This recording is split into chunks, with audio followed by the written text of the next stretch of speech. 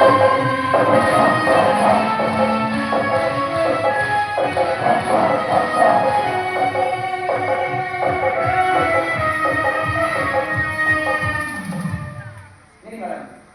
তরকারি আপনার অপমানে গরম কাটিয়ে দিই।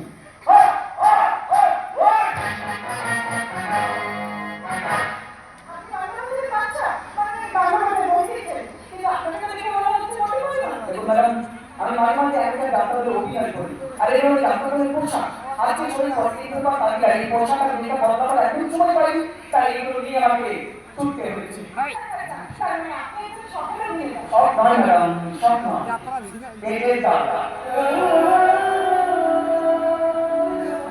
পরিবেশ চলে আমি এই লেখাপড়া করার সুযোগ পাইনি। আমি ট্যাক্সি ড্রাইভার, মানে আপনারা যাকে বলেন ট্যাক্সি ড্রাইভার, আর রাতের বেলায় আমেরিকার ডাক্তারদের অভিনয় করে কিছু রোজগার করার চেষ্টা করি।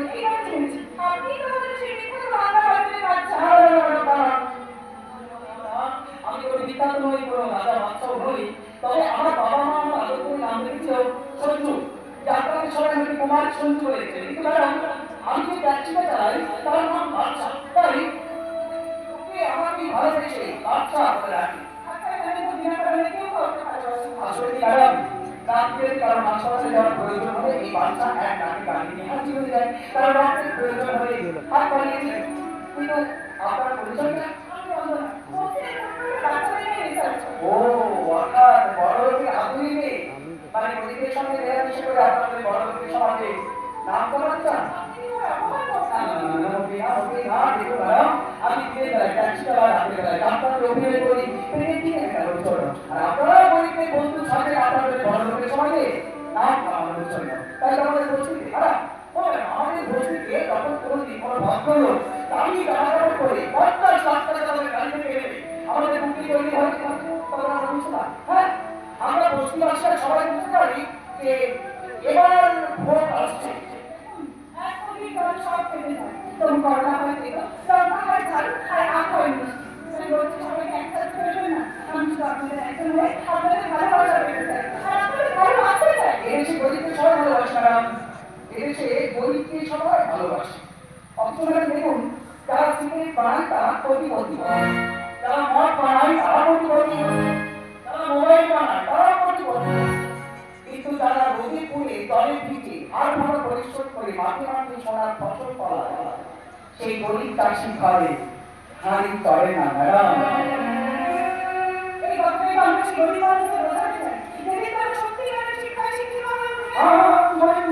শিক্ষা শিক্ষার কথা বললেন না, শিক্ষার কথা বললেন না। এদেশে এক একজন নেতাকে মারা দেওয়ার জন্য 40 জন করে পুলিশ কিন্তু এদেশের স্কুলগুলোতে 40 জন ছাত্রের জন্য একজন করে শিক্ষক রাখা নেই। আপনি অভিযোগের জবাবটা আমার কি জানেন? করে জানবেন, কি করে জানবেন? এদেশে নেতারা ছাত্রীদের জন্য এমএলএ করে সারা জীবন ধরে টাকা পেনশন পায়, আর শিক্ষকরা পেনশন না পেয়ে ধরায় গরিবী আত্মহত্যা করে। 100 টাকা দিয়ে গাড়িতে 1 বছর ধরে অনশনের মঞ্চে বসে থাকে। লাখ লাখ টাকা পরীক্ষা প্রশ্নপত্র দিতে হয়, সেই প্রশ্নপত্র দিয়ে বড় লোকের ছেলেরা ডাক্তার, ইঞ্জিনিয়ার, মাস্টার হয়ে টাকা কামায়, আর গরিবের ছেলেরা পেয়ে ভাষার প্রধান দিয়ে পেট চালায়।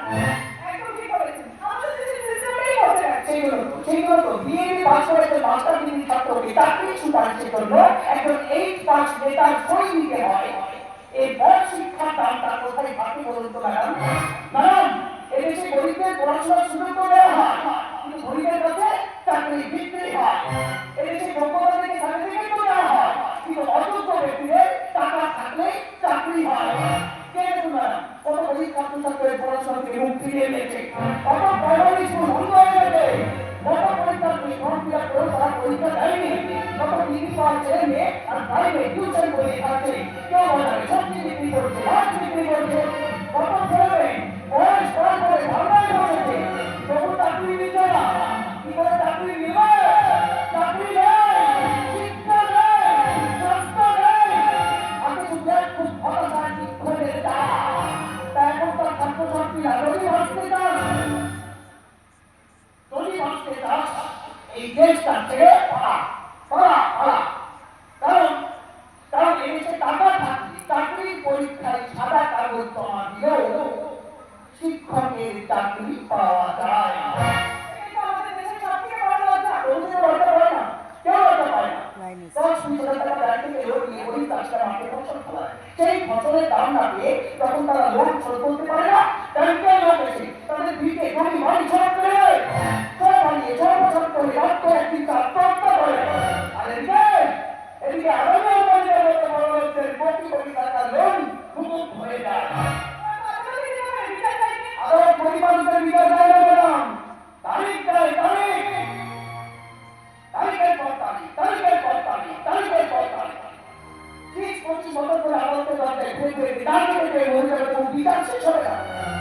আপনি নিজের চোখে দেখতে পাচ্ছেন ম্যাডাম, আপনি নিজের চোখে দেখতে পাচ্ছেন এদেশে গরিব মানুষরা হাসপাতালে চিকিৎসা করতে গেলে তারা বেড না পেয়ে বারান্দার মেঝেতে শুয়ে থাকে, আর নেতারা সরকারের টাকা বিদেশে গিয়ে চিকিৎসা করায়।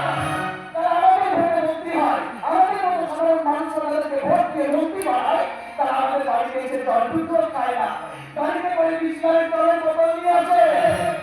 সমস্ত সুযোগ সুবিধার কানেকশন টেনে দিয়ে নেতা মন্ত্রীরা নিউ লাইফ করে বলছে, আর গ্রামের মানুষদের সব ভিউ করে যাচ্ছে।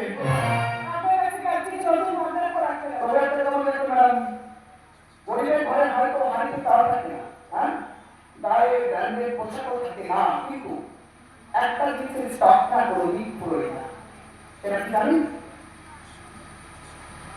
ভালোবাসা। চলুন চলুন, আমি আপনাকে আপনার গাড়ি তুলে দিচ্ছি। চলুন দেখুন, আসুন, অনেক রাত্রি হয়ে গেছে, বৃষ্টি পড়বে, আসুন আসুন, ফিরে আসুন।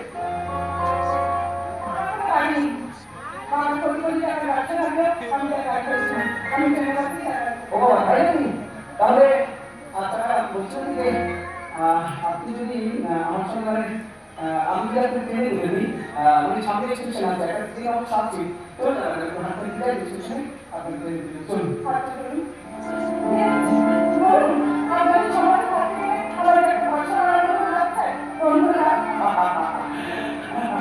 দেখুন ম্যাডাম, দেখুন ম্যাডাম, আমার এই হাতটা না ট্যাক্সি ড্রাইভার না, মানে পুলিশ মন্ত্রীর হাত, তা আপনার হাতে হাত লাগিয়ে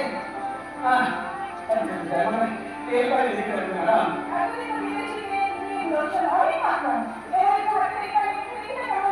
তাহলে উপর থেকে চলে আসুন, এবার মানুষ সাথী পথে হবে,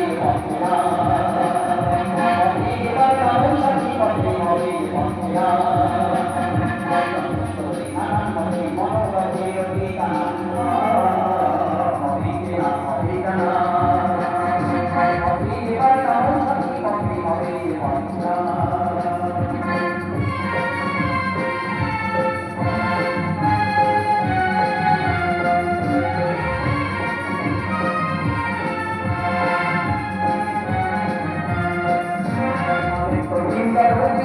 সংসার